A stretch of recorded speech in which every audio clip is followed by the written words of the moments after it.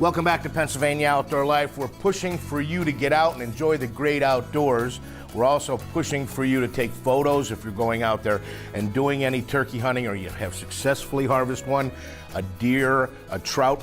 You take a photo, you send it to us for Pennsylvania People and Places. But we're not gonna have that segment right now. We're gonna show you a story we did middle of last year at Promised Land State Park. Tara Brugger is the manager, and she says, come on out, they're waiting for people.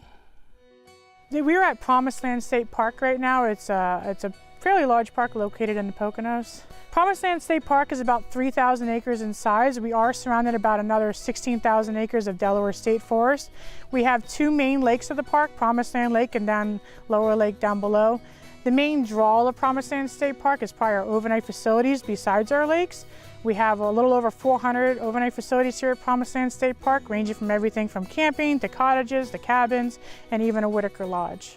So this is a cottage and you have cabins. What's the difference? Yeah, so this is a cottage. At cottages, there's no appliances in them. It's just going to be beds. This one sleeps 5 as long as with our other cottages. Our cabins, which are bare wallow cabins, they're modern cabins. They have refrigerators, stoves, microwaves, things like that. So this is a sturdy roof. You can stay dry. You have to bring your own coolers and everything. All your own linens, coolers, everything like that. Yep. And we still have to wear a mask to go in? Inside, yes. I just want to check this out. Yep.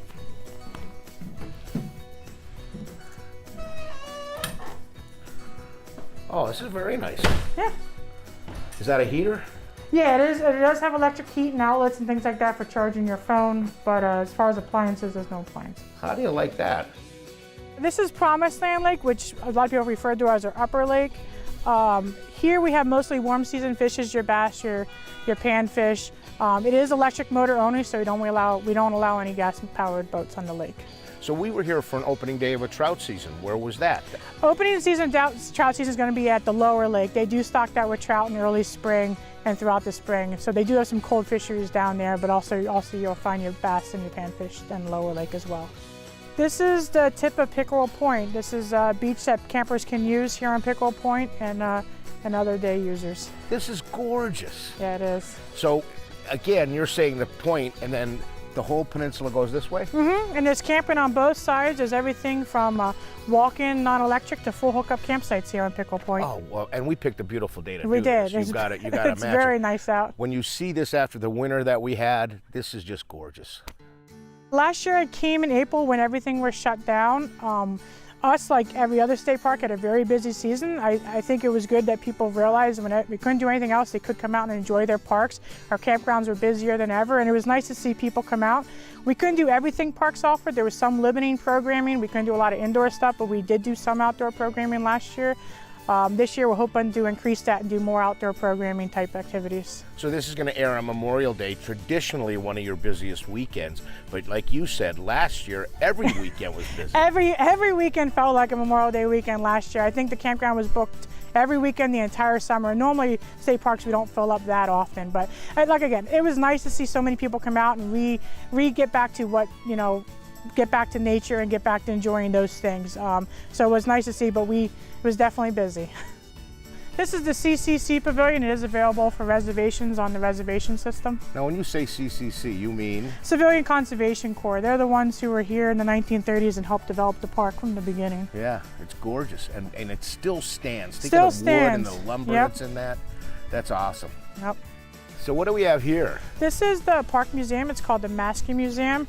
And it's mostly a CCC museum, the Civilian Conservation Corps. There's a lot of artifacts and things like that inside. And so the CCC was the Civilian Conservation Corps that was developed in the 1930s to help replant deforested areas and things like that. And it really started this park. They had a camp here located by Deerfield and Pickerel Point. So a lot of these old buildings are actually from when they were here.